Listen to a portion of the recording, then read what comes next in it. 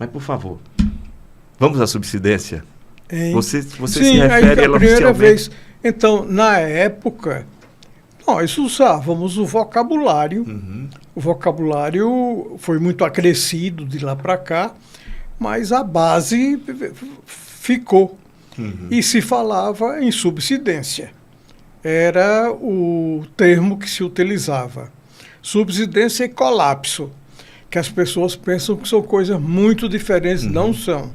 O afundamento, né, Em do geologia, popular, né? colapso é porque é rápido e intenso. E subsidência é mais lento. Essa é a diferença.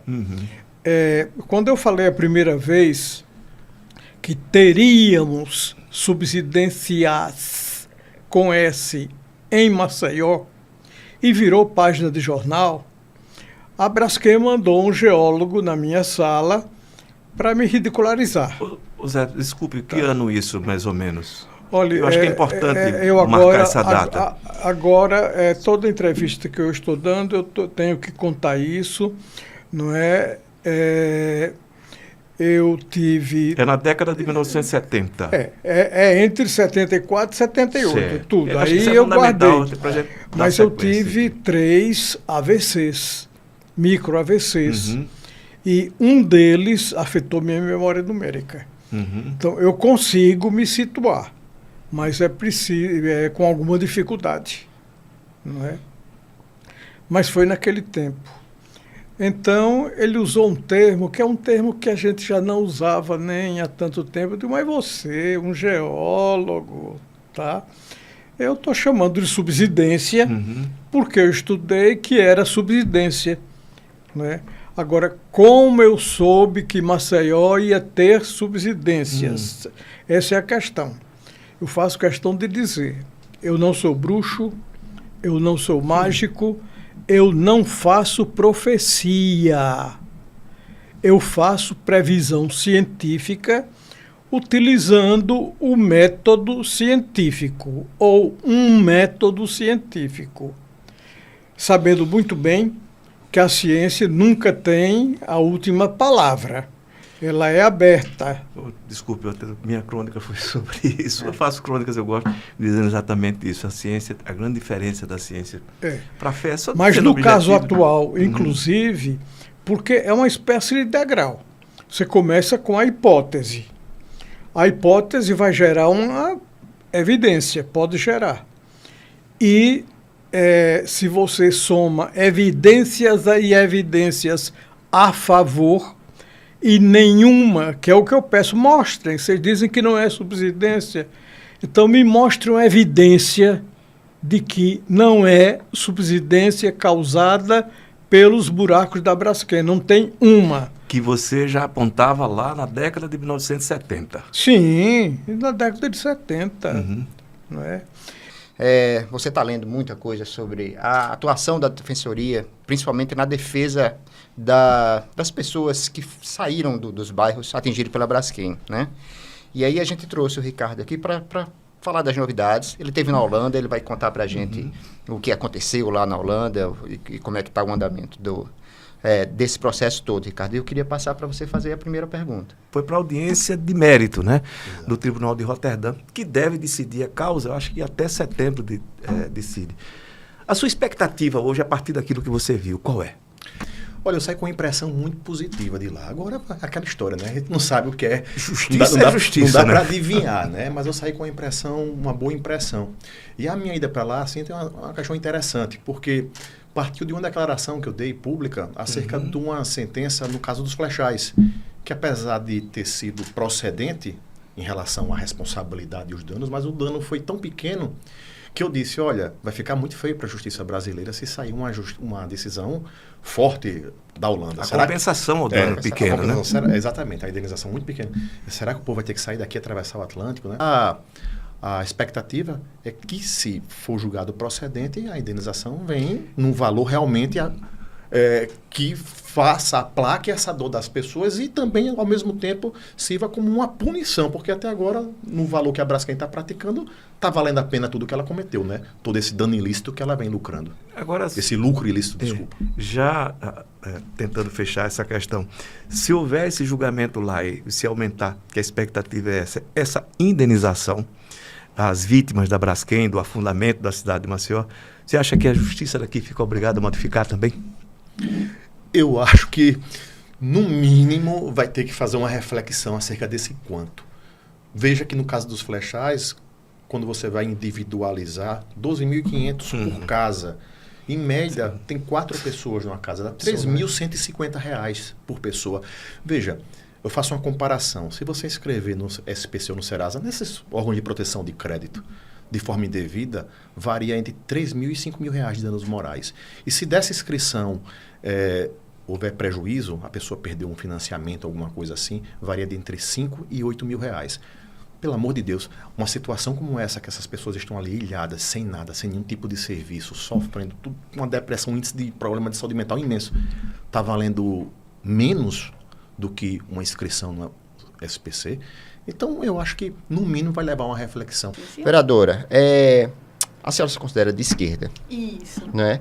O que é ser de esquerda em Alagoas? Eu me considero de esquerda desde sempre. Na verdade, antes de eu adentrar na política formal, partidária, eu sempre tive uma vida alinhada a isso, até pelos princípios que dentro de casa sempre foram debatidos. O meu pai, por exemplo, ele foi contra a ditadura militar, ele foi preso, exilado do país durante 8 anos, então não poderia ser muito diferente a criação que eu tive dentro de casa de combater as injustiças sociais.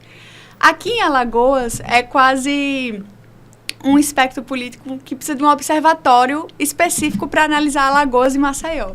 Quando eu conversava com meus amigos que eu me formei na UNB, em Relações Internacionais, que o partido tal era de esquerda, o partido tal era de direita, e eles ficavam, mas isso não tem nada a ver com a programação deles nacional. Eu disse, não, mas Alagoas é um lugar que precisa de um observatório só para Alagoas, para entender exatamente como que anda e coadunam as forças. Hoje, eu considero que aqui em Maceió é defender as pautas minoritárias, que geralmente são excluídas do orçamento municipal, defender as minorias sociais, ter um aspecto progressista dentro da minha agenda e caminhar conjuntamente com aqueles mais precisam, com as pessoas que são excluídas.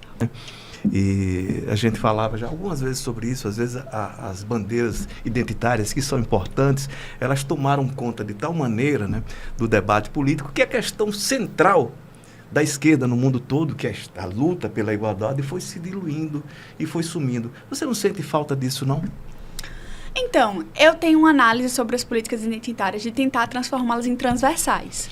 Pois então, mas a questão é que isso não encontra espaço, né, para isso. Assim, Ricardo, é que eu vejo que elas foram tão oprimidas e ainda são nos dias de hoje, que muitas vezes é o movimento de gritar e serem ouvidas que é o inicial.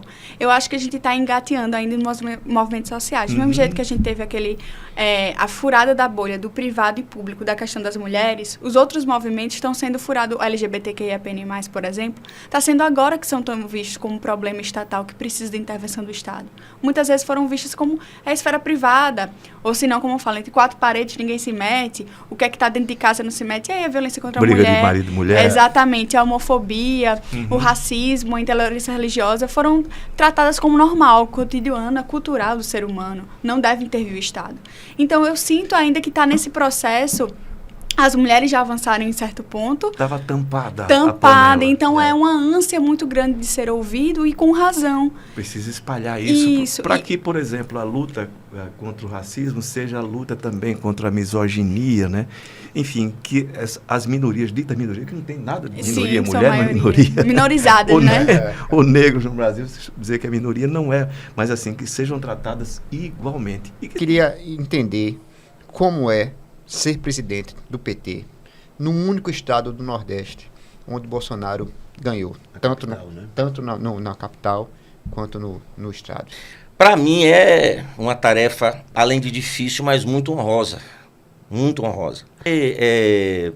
Não obstante a gente, na eleição de 2022, o Bolsonaro ter ganho na capital, mas, assim, do ponto de vista do Estado, né, a gente só perdeu a eleição no primeiro turno, só deixou de ganhar a eleição no primeiro turno em 13 municípios, né?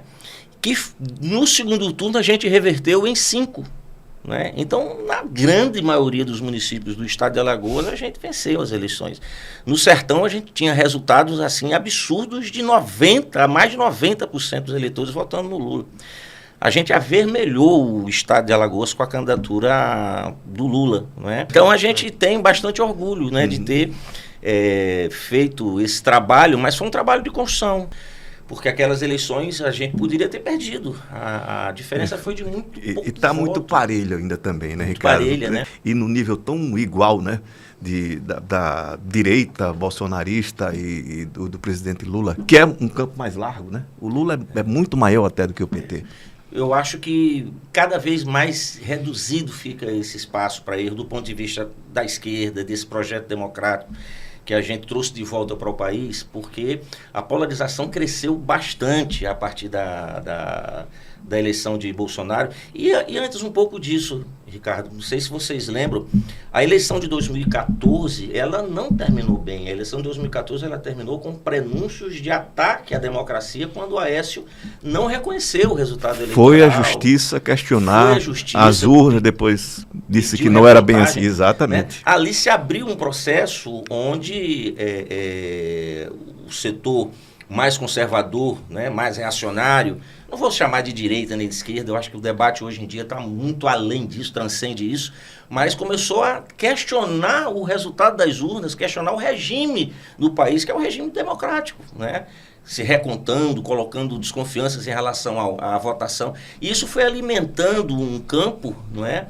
Que aí terminou pelo impeachment da presidenta Dilma em 2016, a prisão do Lula para não concorrer em 2018, o Bolsonaro concorrendo em 2018 sem o Lula ser candidato, ganhando as eleições e a partir daí fazendo um governo que a gente viu o que significou do ponto de vista de avanços que vinham acontecendo em políticas sociais, na tentativa da gente... Destruição do aparelho do Estado.